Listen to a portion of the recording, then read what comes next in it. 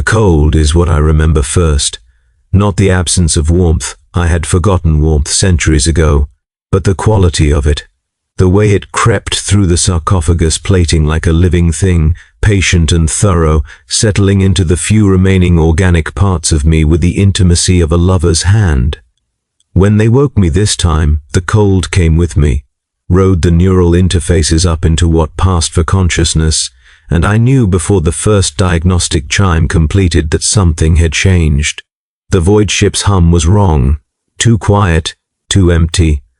The vibration patterns that had sung through my tomb chassis for 900 years, the footsteps of my brothers in the corridors above, the rhythmic hammer prayer of the forge deck, the distant thunder of training exercises, all of it was absent, replaced by a hollow ringing silence that tasted of abandonment.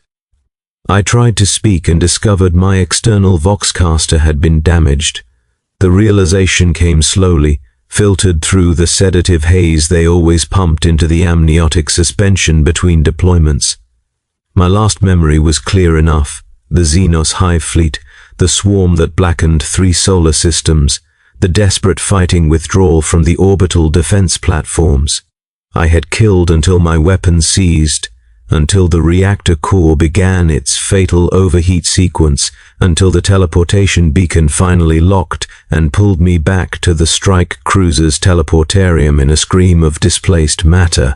Then the tech priests, their chanting, the blessed darkness of deactivation. Standard protocol. I had done this 1,000 times, but standard protocol did not account for the silence. I forced a connection through the secondary systems, bypassing the damaged Vox, routing my awareness into the ship's internal sensorium array. The feed came sluggish, corrupted, full of ghost signals and dead channels. When the image finally resolved, I saw the embarkation deck through a surveillance lens so caked with dust that the scene appeared as if viewed through smoke. Empty. The deployment cradles that should have held my brother's war gear stood vacant, their locking mechanisms frozen open like the ribs of gutted animals. The banners were gone. The chapter heraldry that had adorned every bulkhead, every archway, every sacred surface, erased. Not torn down in haste, but carefully removed. The mounting brackets still visible, the metal beneath several shades cleaner than the surrounding corrosion, marking the absence like surgical scars. I pulled back from the sensorium feed, retreating into the coffin dark of my own chassis. The cold followed. It always followed. I became aware of my heartbeat, the single withered organ they had preserved, more for symbolic purposes than biological necessity, hammering against its cradle of life support tubes. 3 beats, 4, 5. The rhythm sounded obscenely loud in the silence. A biological drumbeat echoing through the sarcophagus where no one could hear it, where perhaps no one remained to hear anything at all. The diagnostic systems completed their wake cycle automatically, feeding status reports directly into what remained of my visual cortex. Green indicators mostly. Weapon systems nominal, reactor stable, motivator functions responsive. Hydraulics pressurized. Everything ready for deployment, everything ready for orders that did not come. I waited, counting seconds by the throb of my heart, for the voice of the commander to crackle through the communion channel, for the mission briefing, for the tactical overlay, for any sound that proved I was not alone in this metal tomb drifting through the void. Nothing. I accessed the primary communications array, forcing authorization through command override protocols I had not used since before my internment. The system responded, but the channel list was devastated. 73 registered command net frequencies, all silent. 31 squad-level tactical channels, dead. The chapter master's personal communion line returned only static, the particular quality of static that came from a receiver that no longer existed, that had been destroyed or dismantled or simply abandoned to entropy. I cycled through them anyway, each empty frequency a confirmation of what I was beginning to understand but refused to accept. The chronomarker embedded in the ship's cogitator core told me I had been dormant for 167 years. I did not believe it, could not believe it.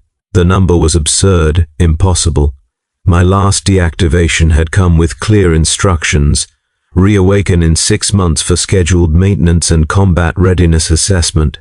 Not 167 years, not long enough for dust to settle centimeters thick on every surface, not long enough for the ship itself to feel dead, its machine spirit guttering like a candle in its final moments. I ran the diagnostic again. Same result. I cross-referenced with the stellar navigation array, calculating position against known reference stars. The math confirmed it. 167 years, 4 months, 11 days, 17 hours.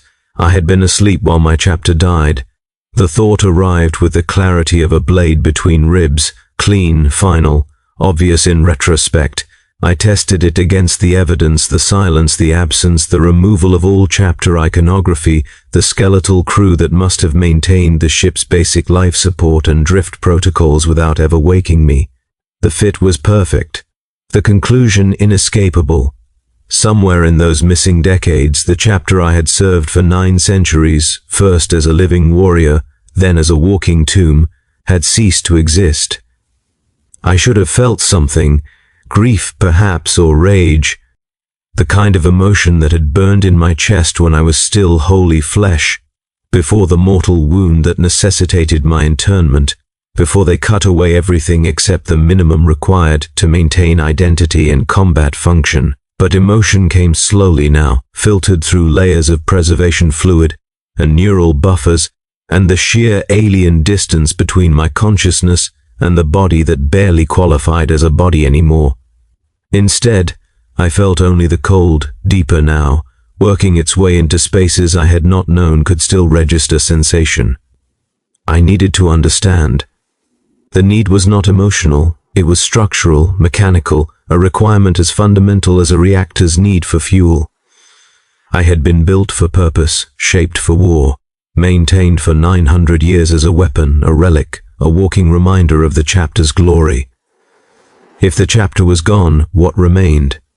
What was I, divorced from the context that had defined every moment of my existence? I forced movement.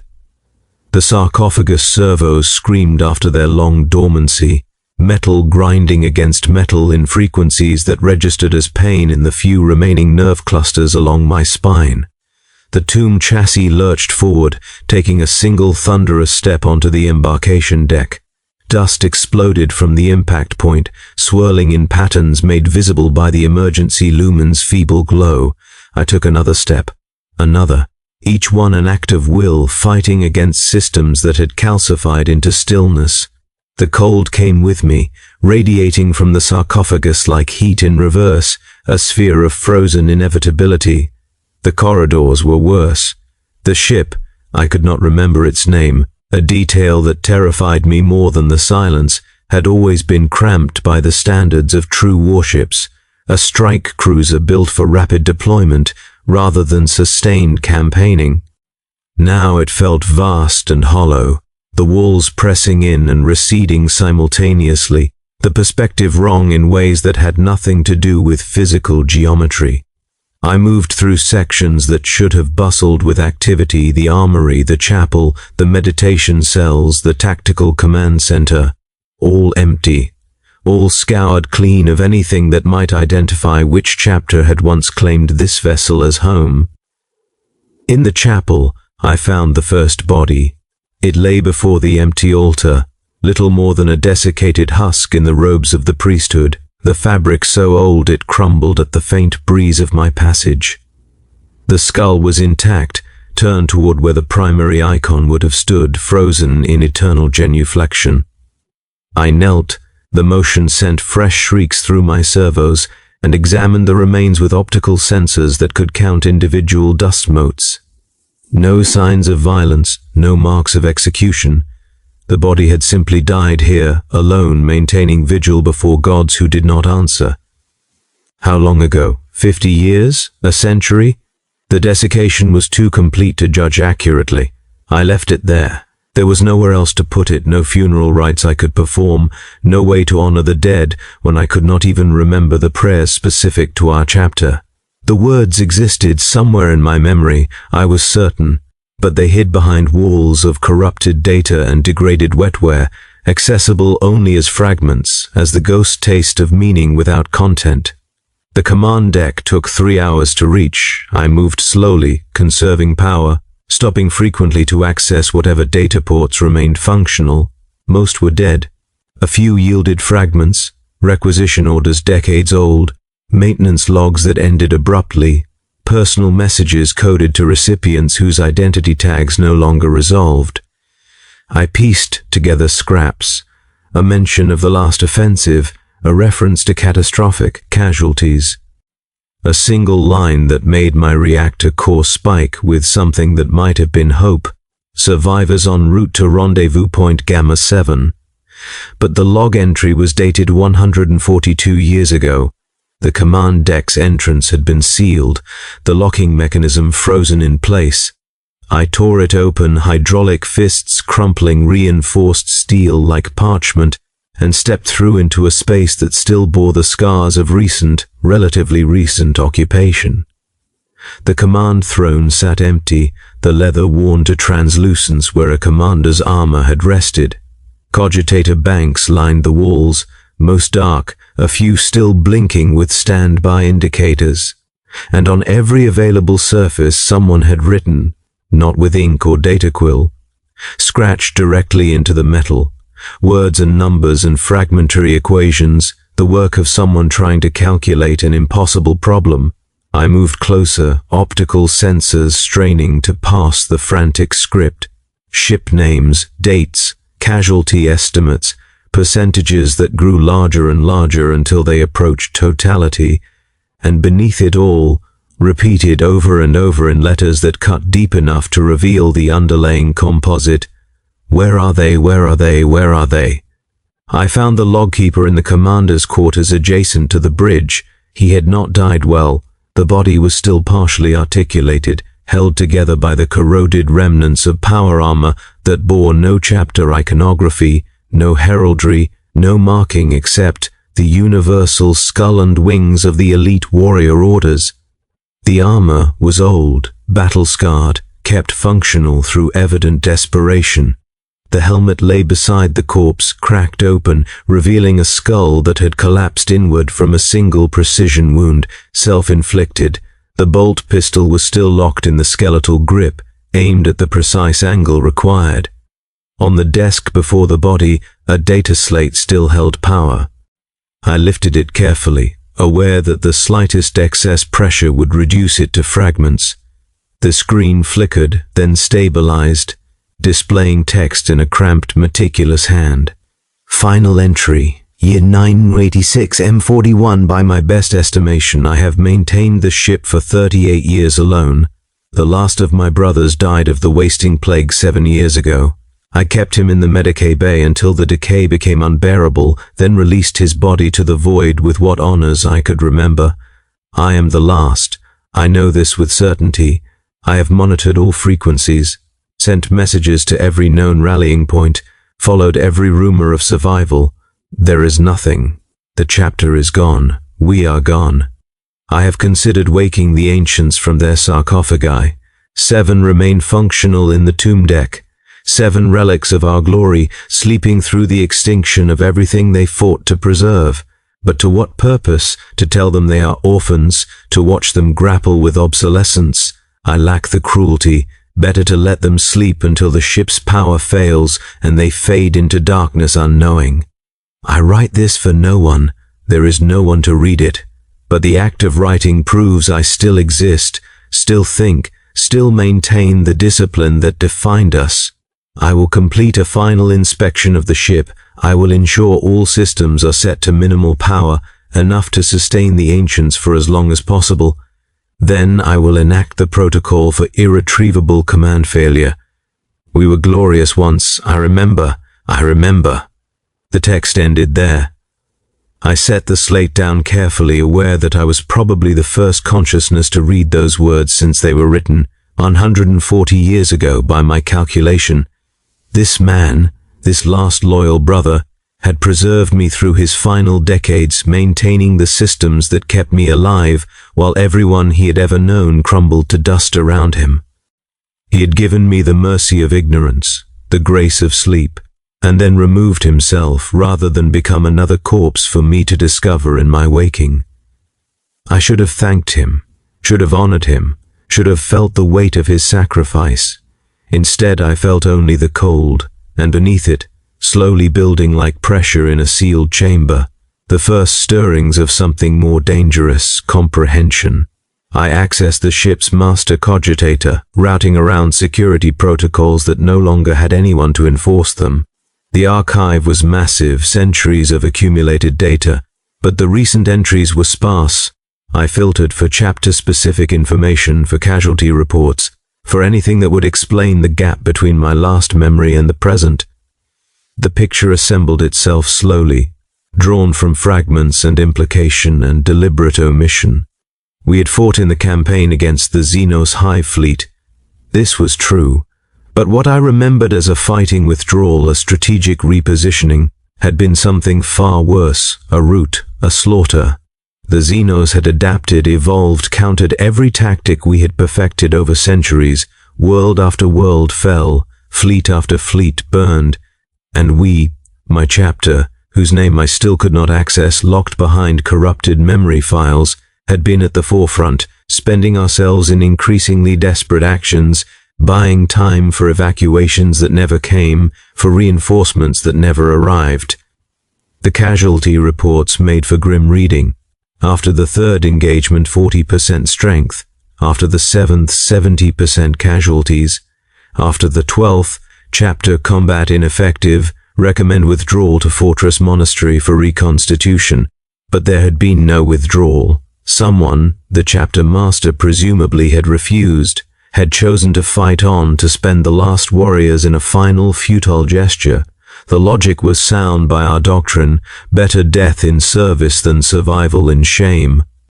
But the result was predictable, inevitable. The final engagement came 3 years after my deactivation. The last ship, the last 300 warriors, against a Xenos force that blackened the stars. They had fought for 6 hours. Then the ship had died, torn apart by living artillery, its wreckage scattered across a nameless system at the edge of known space. No survivors. The data was clinical, precise, absolute. I read it 3 times, cross-referencing against every source I could access, searching for contradiction, for hope, for any indication that the conclusion was wrong. There was nothing. The chapter was gone, had been gone for more than a century. The only reason I existed at all was the accident of my early deactivation, the chance that had placed me aboard this ship rather than the fleet's flagship, and the loyalty of one dying warrior who had kept the life support systems running long past any reasonable expectation of purpose. I moved through the ship again, seeing it differently now, not as a vessel temporarily abandoned, but as a tomb, my tomb, floating through the void with no destination, no purpose, no meaning. The ship's cogitator confirmed it. We were drifting on emergency power, locked into a stable orbit around a dead star in an uninhabited system. The remaining fuel would sustain basic systems for perhaps another century, maybe 2. Then the reactor would gutter out, and the cold I had been feeling, the cold that had never left, would become absolute. I returned to the tomb deck where my sarcophagus had rested. 6 other chassis stood in their alcove, silent and dark, their occupant lights extinguished. My brothers in obsolescence.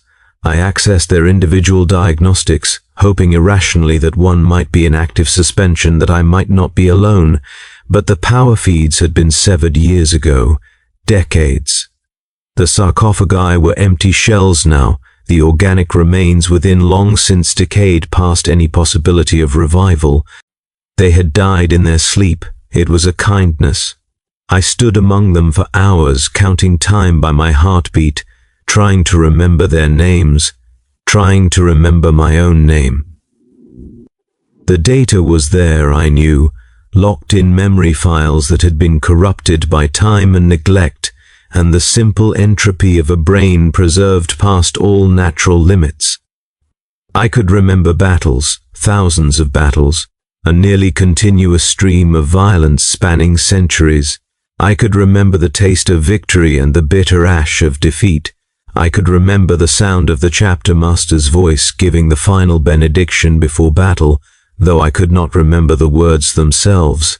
But names, gone, faces, long since discarded when they sealed me in this metal coffin, the specifics that made us individuals rather than weapons, eroded away, leaving only the core function. I was a warrior. I existed to fight, to serve, to die in the service of ideals I could no longer fully articulate. And now there was nothing to serve. The realization should have broken me, should have initiated the cascade of existential failure that the tech priests had always warned was the greatest danger for those of us interred in the walking tombs. Without purpose, without context, the human mind, even one reduced to the bare minimum, would collapse, folding in on itself until only screaming remained. But I did not scream. I stood among the corpses of my brothers and felt the cold work its way deeper, settling into the last warm spaces, and I understood something that the tech priests with their doctrine and their warnings had never grasped. There was a peace in obsolescence, a relief. For 900 years I had been maintained as a weapon, woken only for war, my every moment defined by violence or the anticipation of violence.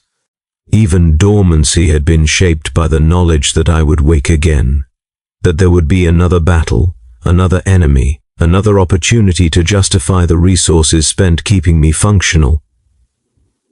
Now there would be no more waking, no more battles. The great machinery of purpose that had sustained me had ground to a halt, and in the silence left behind, I found something unexpected. Permission to stop, to rest, to accept that the struggle was over and I had not been found wanting, but simply unnecessary. I made my way to the observation deck, moving carefully through corridors that groaned under my weight.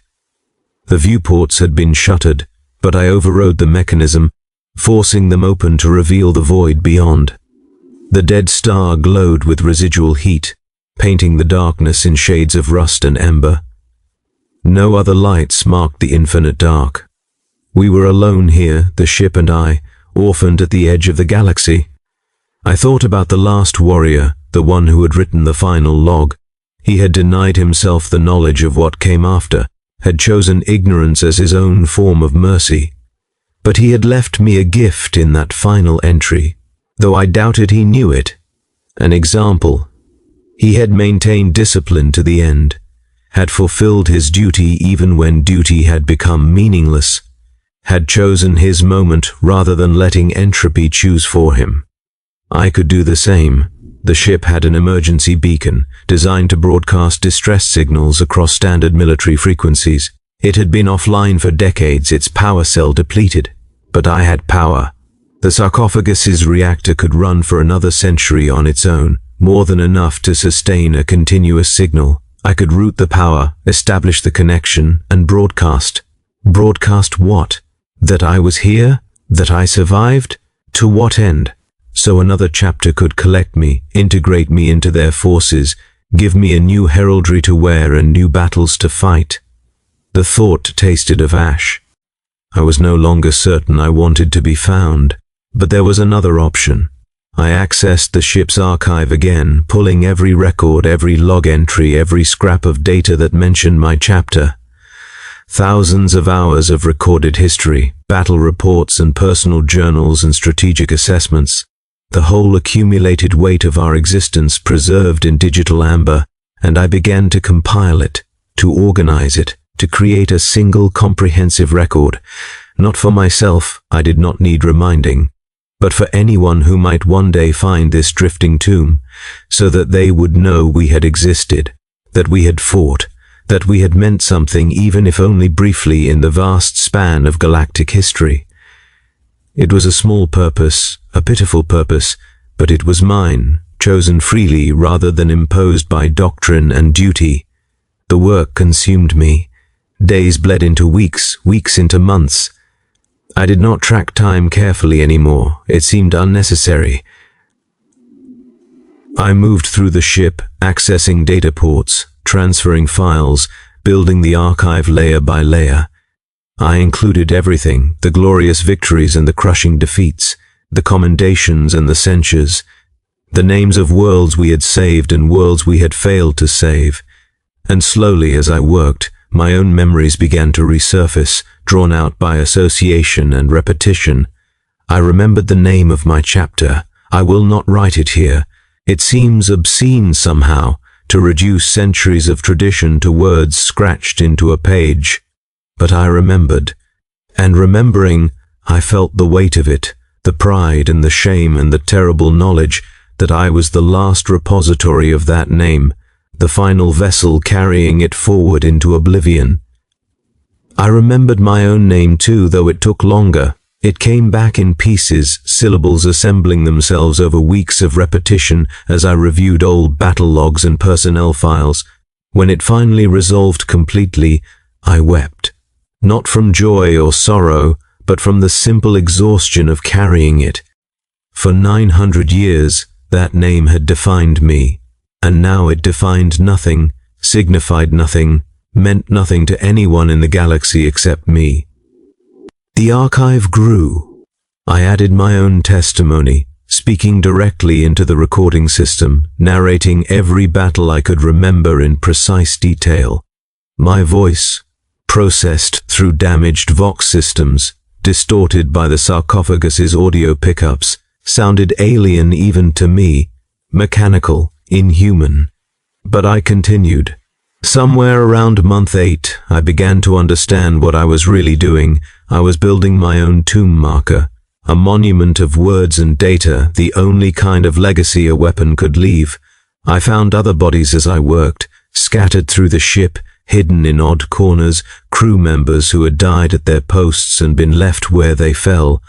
I gathered them, awkward and graceless in the tomb chassis, and brought them to the chapel.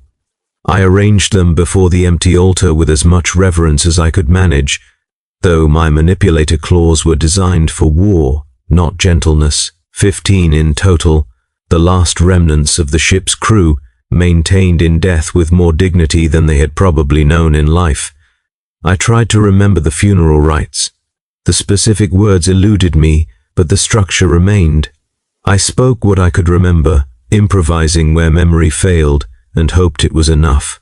The cold remained, but it felt less oppressive there in the chapel, surrounded by the dead.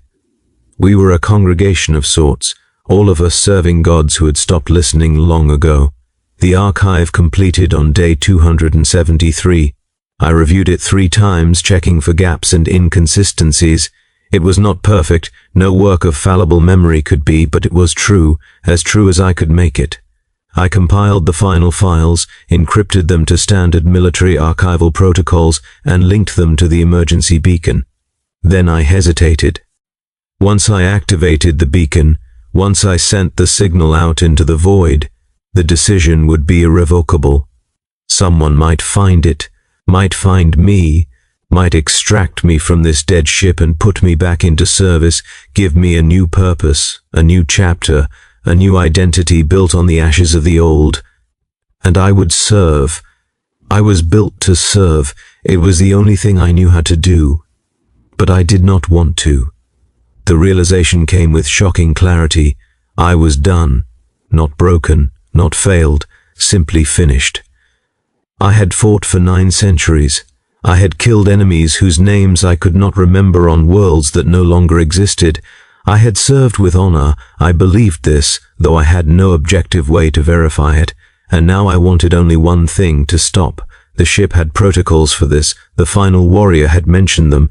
Irretrievable command failure, a euphemism, a polite way of saying when there is no hope left, when continuation becomes more obscene than cessation, there is a way out. I found the protocol in the command deck secure files. It was simple, elegant. A few commands entered into the right terminals, and the ship's reactor would begin a controlled destabilization. No explosion. The designers had not wanted to create hazards for other vessels, just a gradual increase in temperature until everything aboard reached combustion point. Quick, clean, thorough. I walked through the ship one final time, saying goodbye to spaces I had known only peripherally, places I had passed through but never truly inhabited. The empty armory, the silent forge, the observation deck with its view of the dying star, the chapel with its congregation of the dead. I stopped at each, imprinting them in memory, though I knew the memories would not last long beyond the next few hours. In the tomb deck I stood before my brothers one last time. 7 of us had been preserved here. Now only I remained conscious, and only for a little while longer. I accessed their personal files, reading the citations and commendations, the bare facts of lives spent in violence and glory. They had been heroes, I supposed. We all had been, in our way. It seemed a cold thing now, heroism, a trap built of obligation and pride. "I am sorry," I said aloud, my voxcaster crackling. "I am sorry I cannot carry you further." They did not answer. They had not answered in 167 years. I returned to the command deck and stood before the primary terminal. My manipulator claws hovered over the input console. The protocol required 3 confirmations, each entered at 30-second intervals. A safeguard against accidents, against momentary despair. But my despair was not momentary. It was structural, final. I had examined it from every angle and found it sound. I entered the first command. The cogitator chimed acceptance. 30 seconds. I counted them by heartbeat, that stubborn organic metronome still marking time in the darkness of my sarcophagus.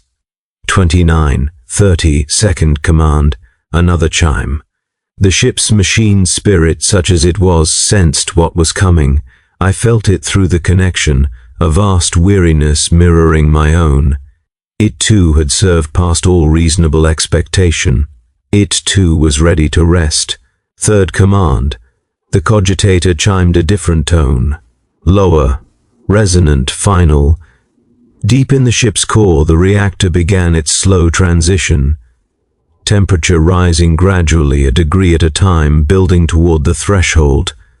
I had perhaps 2 hours before the heat reached critical levels, plenty of time. I did not return to my sarcophagus. Instead, I made my way to the observation deck and stood before the viewports, watching the dead stars fading light. The cold remained, but it was changing now, transforming into its opposite. Soon the ship would be hot, then hotter still, until even the temperature-resistant materials of my chassis began to fail. Until the sarcophagus breached, and the few organic components I retained, the brain, the heart, the scraps of humanity they had preserved, finally succumbed. I thought about the emergency beacon. I had not activated it. The archive I had built with such care would die with me, unread, unknown. Future historians would never know we had existed. The chapter would be truly erased, as if we had never fought, never bled, never meant anything to anyone. And I found I did not care. We had existed. We had mattered to ourselves. That would have to be enough. The temperature began to rise noticeably. I registered it through external sensors, a baseline shift that would accelerate exponentially as the reactor approached cascade. I thought about the last warrior, about his final words. We were glorious once, had we been? I tried to remember glory and found only exhaustion, only the weight of centuries, only the cold that was now becoming heat, the transformation complete. My optical sensors registered movement in the void beyond the viewports, a flicker of light where no light should be. I focused, magnifying the image, expecting debris or radiation scatter. Instead, I saw a ship, small, distant, but unmistakably a ship, its engines glowing in the darkness, its trajectory bringing it closer to our position. They had found me, not because of any signal I had sent, simply chance, proximity, the random conjunction of trajectories that sometimes passed for fate in an uncaring universe. I watched the ship approach, calculating speed and vectors. They would arrive in approximately 90 minutes before the reactor reached critical cascade, but not by much. I could abort the destabilization. The command was simple. A single input would stabilize the reactor, halt the rising temperature, preserve me for whatever came next. Rescue, interrogation, reintegration into the vast machinery of war that ground on regardless of individual desire. I could activate the beacon, broadcast the archive I had built, give my chapter's history to strangers who would file it away in some vast repository, another footnote in the endless chronicle of failure and futility. Or I could do nothing. Let the process continue. Let the approaching ship find only slag and ash, another mystery of the void, another abandoned hulk among thousands. The ship grew closer. I could make out details now, the hull configuration, the engine type, the insignia marked on its flanks. Another chapter. Not mine, could never be mine, but close enough. Warriors who would understand what they found here, who would recognize the tomb chassis, the sarcophagi, the marks of a chapter's extinction. Would they judge me? Would they deem my choice cowardice, dereliction, failure? Would they extract what remained of my memory from the sarcophagus's data files and add my name to whatever list they kept of the fallen and the weak? I did not know. Could not know. And slowly, degree by agonizing degree, I realized I did not have the strength to care. The heat was building now, past discomfort into something approaching damage. Warning indicators flared in my visual field, crimson warnings about system stress and critical thresholds. My reactor core, designed to withstand battlefield conditions, strained against the external temperature rising around it. Soon the sarcophagus itself would begin to fail. Soon the last organic pieces of me would cook inside their preservative fluid. Soon there would be nothing left but empty metal, another relic for strangers to puzzle over. The approaching ship launched a probe. I watched it streak across the void, a bright mote against the darkness heading directly for us. They would get their scans, they would see the rising temperature, the reactor destabilization, the tomb deck full of ancient warriors. They would understand, and they would be too late. The thought brought something that might have been satisfaction. I had made my choice, had seen it through, had refused to be saved, to be recycled, to be put back into the machinery that would use me until I shattered completely. I had chosen my own ending. It was a small choice, a meaningless choice in the grand calculus of galactic war, but it was mine. The probe reached scanning range. I felt its sensors wash over the ship, reading power signatures and structural integrity and all the 1,000 data points that would paint a picture of what had happened here. Let them see, let them know. Let them understand that sometimes the only victory available is the choice of when and how to concede defeat. The heat reached critical levels, alarms screamed through the ship, emergency protocols triggering automatically, trying to save systems that I had deliberately condemned. I overrode them one by one, maintaining the destabilization, refusing the ship's machine spirit its instinct for survival. It fought me, not with intelligence, it was not sophisticated enough for that, but with the blind persistence of programming, the deep-coded imperative to preserve itself. But I was stronger. I had always been stronger. My optical sensors began to fail, the heat warping connections and melting insulation. The view of the dead star dissolved into fragments, pixelated and strange, a mosaic of light and darkness. I tried to hold on to it, to keep that final image intact, but it slipped away like water through a clenched fist. The approaching ship launched a second probe, then a third. They were trying to help, I realized. Trying to save me. The thought was touching in its futility. Did they think I had suffered some malfunction? That I would welcome rescue, would greet them as saviors rather than interruptions? Or did they understand and simply refuse to accept what I had chosen? It did not matter. They would not reach me in time. The heat found my heart, the withered muscle that had somehow kept beating for 9 centuries. I felt it stutter, skip, race in panic as the temperature of the preservative fluid spiked past any sustainable level. The sensation was distant, filtered through layers of dying technology, but present, real. My last connection to the flesh I had once been. 3 beats, 2, 1. The rhythm stopped. Darkness came, but not completely. Some backup system activated, some redundancy I had forgotten existed, maintaining a sliver of consciousness even as the biological components failed.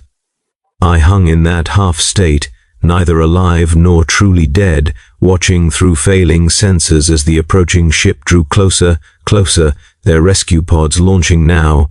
Too late. Far too late. I tried to speak, to send a final message through the damaged Vox systems, to tell them not to mourn, that this was not tragedy but release, that I had been so tired, so endlessly tired. But the words would not come, only static, only the hiss of failing systems. The probe's transmission reached them. I intercepted it through the last functioning communication array, reading the data they were receiving: catastrophic reactor destabilization, multiple life sign failures, structural integrity compromised. Recommendation: maintain safe distance, do not attempt boarding. I imagined their faces, these warriors I would never meet. The frustration, the sorrow, the understanding that sometimes you arrive just in time to witness an ending. The ship's hull began to buckle, not catastrophically. This would not be an explosion, but gradually the metal softening, supports weakening, the whole structure beginning its final collapse. I felt it through the connection, the vast organism of the ship dying around me, taking me with it. And still I held a fragment of consciousness. Still I observed. The darkness pressed in from all sides, and the cold, or was it heat now, I could no longer distinguish, wrapped me completely. But in that final moment, suspended between existence and whatever came after, I felt something I had not felt in centuries. Peace, not joy, not satisfaction, not the glory I had been promised when they sealed me in this metal tomb. Just peace. The simple, profound relief of a burden finally set down, of duty discharged not through achievement, but through acceptance. I had served, I had fought, and now at last I was permitted to rest. The approaching ship fell away, retreating to safe distance as the reactor reached terminal cascade. The last thing my senses registered was their lights, bright against the void, bearing witness. Then even that dissolved, and there was only the heat rising and rising, consuming everything.